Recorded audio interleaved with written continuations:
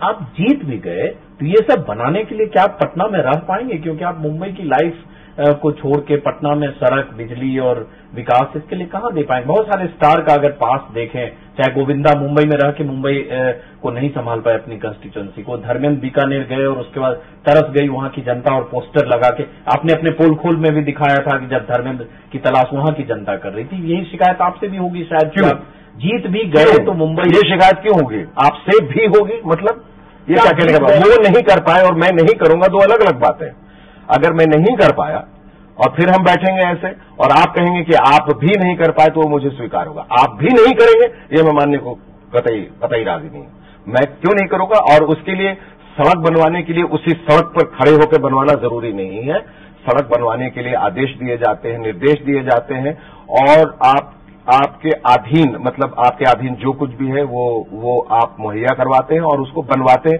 तो आप रहना तो जरूरी है और अगर कुछ वक्त आप नहीं भी रहे तो सड़कें तो बनती रहेंगी, क्योंकि आप चाह रहे हैं कि वो सड़क बने। तो आप जब भी आएंगे तो उसका मुआयना करेंगे, आप देखेंगे कि वो सड़क बन रही है कि नहीं। तो कॉलेज का जो प्रिंसिपल होता है वो हर क्लास में जाके नहीं देखता कि पढ़ाई हो रही है कि नहीं, लेकिन पढ़ाई होती है और अच्छी पढ़ाई होती है और बच्चे डिस्टिंक्शन से भी पास होते हैं। बहुत अजीब लग रहा है, उस शेखर सुमन से हम बात कर रहे हैं जो अब तक इस तरह की बात दूसरे नेता जब करते होंगे तो उसकी खिंचाई करते होंगे। आज शेखर सुमन वही बातें कर रहे हैं। बहुत सारे अच्छे नेता की बात करता है, बहुत सारे अच्छे नेता भी हैं, उनकी तरफ क्यों किसी का ध्यान नहीं जा रहा है? अगर देश जैसे मसलन सोनिया गांधी और राहुल गांधी को छोड़ के बोलिएगा, क्योंकि आज आपके लिए सबसे अच्छे नेता वो दोनों। देखिए, अगर बिहार में भी जो अगर प्रगति अभी हो रही है, अगर किसानों का ऋण माफ किया जाता है जो कि 71,000 करोड़ है, जो अगर बाढ़ पीड़ितों के लिए 1,000 करोड़ रुपए की राशि दी जाती है, तो वो कहां से आ रही है? ये सब मैनिफेस्टो आपने पढ़ लिया है कांग्रेस का? नहीं, तो ये दिया नहीं गया? नहीं दिया गया होगा। हाँ, होगा नहीं, दिया गया है। तो मैं इस पे इसलिए विश्वास कर रहा हूं क्योंकि मैं विश्वास करके आया। मैं पहले जहां आप जाते हैं और दाखिल होते हैं वहां आप पहले जान लेते हैं कि यहां का समा क्या है, यहां के लोग कैसे हैं, उसके बाद आप उसमें दाखिल होते हैं। पटना साहिब में आपका मुकाबला शत्रुघ्न सिन्हा से है, जिनको बिहारी बाबू कहते हैं। आपके बारे में कुछ लोग कह रहे हैं बाहरी बाबू, ये तो बाहरी बाबू है। तो कहीं बिहारी बाबू बनाम बाहरी बाबू तो नहीं है? देखिए, शब्दों का खेल जो है वो भी नेताओं की एक प्रतिभा है। ये बैठ के काफिया मिलाना, तुकबंदी करना और बेतुकी तुकबंदी करना, बाहरी बाबू मुझे नहीं, उनको भी कहा है, शत्रुघ्न सिन्हा को भी कहा। अब ये कौन है साहब, पहले तो ये इसकी जानकारी लोगों को मिल जाए। मैंने तो शायद इनका चेहरा गुमशुदा की तलाश में ही देखा है। पहले तो इनका पता मिल जाए कि कौन है ये, बाहरी हैं, अंदरी हैं भी या नहीं भी हैं। तो फिर वो ये कहें, पहले तो उस आधार पे आ जाए जहां दूसरों को कह सकें बाहरी बाबू और बिहारी बाबू। इसकी क्यों लड़ाई चल रही है? इतनी बड़ी क्या लड़ाई है? मुझे कुछ समझ में नहीं आ रहा। जो बिहार के वो बिहारी है, खत्म हो गई बात। पटना साहिब से जो आरजेडी कैंडिडेट हैं वो कह रहे हैं एक आईएसडी है, एक एसटीडी है, मैं लोकल हूं, लोकल फ्री कॉल होता है, मुझे कभी भी कॉल करो, मुझे कभी भी कॉल करो। देखिए, फ्री कॉल की तरफ, फ्री कॉल का जमाना चला गया। ISD Shatrughan Sinha, STD Shekhar Suman, local. मैं एसटीडी नहीं हूं, मैं स्टेडी हूं। आईएसडी कौन है, एसटीडी कौन है, लोकल कॉल कौन है, ये सब किताबी बातें हैं, इनका कोई मतलब नहीं होता। ये मनोरंजन की बातें हैं। तो जहां आप जा रहे हैं, लोगों से बात कर रहे हैं, पहली बार इंटरेक्ट कर रहे हैं, वो शेखर सुमन लोगों से वोट मांगने जा रहा है, जिसको अब तक लोगों ने टीवी पे देखा, पोल खोल में देखा, लाफ्टर चैलेंज में ठहाके लगाते देखा, उनको उत्सव में भी देखा, उसको रिपोर्टर में भी देखा, रिपोर्टर को अंदाज में भी देखा, प्रेम में भी देखा, अलग अलग रियलिटी शोज में जज के रूप में भी देखा। आज उस शेखर सुमन को लोग नेता के रूप में देख रहे हैं। तो नेता मानने को तैयार हो रहे हैं या नहीं? क्योंकि वोट देने के लिए जरूरी यह है कि लोग माने कि हाँ ये नेता बन गए हैं। नेता माने या न माने, उससे ज्यादा मुझे बहुत खुशी होगी कि वो मुझे एक अच्छा इंसान माने, वो मुझे एक ईमानदार इंसान माने, वो मुझे एक बेबाक इंसान समझे। जो बेबाकी उन्हें मेरे कार्यक्रम में दिखाई दी, जब मैं बाहर निकलता था, कहीं भी लोगों से मिलता था, तो लोगों का कहना था कि आप हमेशा हमारे मन की बात कहते हैं, हमें ऐसा लगता है कि आप हमारे प्रतिनिधि हैं, आप हमारा प्रतिनिधित्व कर रहे हैं, आप हमारी आवाज हैं।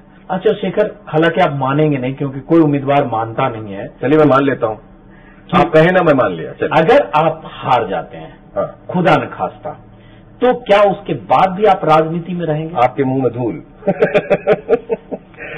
बिल्कुल रहूंगा, क्योंकि मैं राजनीति करने नहीं आया हूं। अगर मैं राजनीति करने आता तो बुरा मानता, पर मैं समझता हूं कि अब मैं जुड़ गया तो जुड़ गया और जुड़ा रहूंगा और जो आदेश होगा वो करता रहूंगा। जो जितना मैं कर सकता हूं, अगर हारने के बाद भी काम किया जा सकता है और मुझसे अगर वो कहेंगे कि आप ये करिए तो मैं करूंगा, उसमें क्या ही है। इसमें जीत हार से बड़ी चीज है वो जिस संवेदना के साथ, जिस भावना के साथ आप यहाँ आए, वो बड़ी चीज है। अगर वो लोगों तक मैं नहीं पहुंचा सका तो शायद मुझ में ही कोई कमी है। तो 2014 का लोकसभा चुनाव भी शेखर सुमन लड़ेंगे, चाहे हारें या जीतें, और क्या कांग्रेस पार्टी से ही लड़ेंगे 2014 का? यकीनन। मैंने कहा कि कांग्रेस नहीं तो राजनीति नहीं। ताउम्र, क्योंकि आमतौर पर ऐसा होता नहीं है, और राजनीति में कोई नेता आता है तो एक पार्टी से बंद कर रहता नहीं है। देखिए, जिस तरह जिंदगी में आदमी जब शादी करता है तो ये नहीं कहता कि 5 साल तुम रहना पत्नी, फिर 5 साल में किसी और को बना लूंगा। अच्छे लोग ऐसा नहीं करते, शरीफ लोग ऐसा नहीं करते। तो जिस तरह से इस तरह का एक संबंध होता है, एक प्रणय का संबंध होता है, एक रिश्ता जब बन जाता है तो वो ताजिंदगी ही रहता है। माँ बाप ताजिंदगी रहते हैं, पत्नी ताजिंदगी, बेटे ताजिंदगी। बड़ी बात कह रहे हैं, और आप अपने जाल में फंस सकते हैं। ये टेप हम रखेंगे 20 साल बाद, 10 साल बाद, अगर आपने दल बदल किया तो ये टेप गवाह होगा आपके। आप इस टेप की अनेक कॉपियां बना लें, 10 अपने पास रखें, 10 मुझे दे दें, ताकि गलती से आप खो दे तो कम से कम मैं निकाल के बजा सकूं। जब चुनाव लड़ने का आपका नाम तय हो गया, जब आया कि शेखर सुमन पटना से चुनाव लड़ेंगे, क्या शत्रुघ्न सिन्हा ने कोई फोन किया, कहाँ आ रहे हो यार, कहाँ लड़ने आ रहे हो, या कोई ऐसी बातचीत आपसे फोन पे या किसी को? नहीं, कोई कम्युनिकेशन? बड़े आदमी फोन नहीं किया करते, बिहारी बाबू फोन नहीं करते। तो उन्होंने आपको कोई बातचीत आपसे नहीं की कि यार कहाँ आ रहे हो, मैं यहाँ चुनाव लड़ रहा हूँ? नहीं, बिल्कुल नहीं, कोई ऐसी बात नहीं हुई। अगर कोई ऐसी बात होती और अगर वो मुझसे कहते कि तुम मत लड़ो तो मैं नहीं लड़ता। शत्रुघ्न सिन्हा अगर आप कहते कि तुम मत लड़ो तो नहीं लड़ते आप? नहीं लड़ता। ये फिर आप बहुत बड़ी बात कह रहे हैं आप। नहीं, सच कह रहा हूं। अगर वो मुझसे कहते फोन करके, चूंकि मैंने कहा कि मैं व्यक्तिगत तौर पर उनका बहुत मान सम्मान करता हूं, तो अगर वो कहते कि तुम मत करो और तुम मत लड़ो तो मैं नहीं लड़ता। लेकिन अब तो बहुत देर हो चुकी है।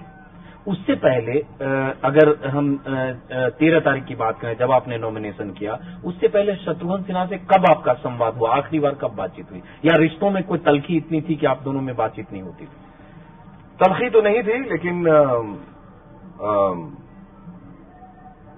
दूरियां थोड़ी जरूर आ गई थी, और इस वजह से आती हैं कि आदमी जब दूसरों पर ज्यादा विश्वास करता है और अपनों पे कम, तलखियां भी होती हैं और दूरियां भी आ जाती हैं। मैंने हमेशा अपनी तरफ से उनको बहुत आदर, बहुत मान सम्मान दिया है, झुक के प्रणाम किया है, पैर छुए हैं। लेकिन उनके इर्द गिर्द जो लोग हैं, उन्होंने न जाने उन्हें क्या कहा, जिसकी उन्होंने पुष्टि भी कभी नहीं की, क्योंकि मेरे दिल में कभी भी उनके प्रति न कोई मलाल था न रहेगा, कि जिस वजह से ये दूरियां थोड़ी आईं। लेकिन वो कोई वजह नहीं थी चुनाव के लिए।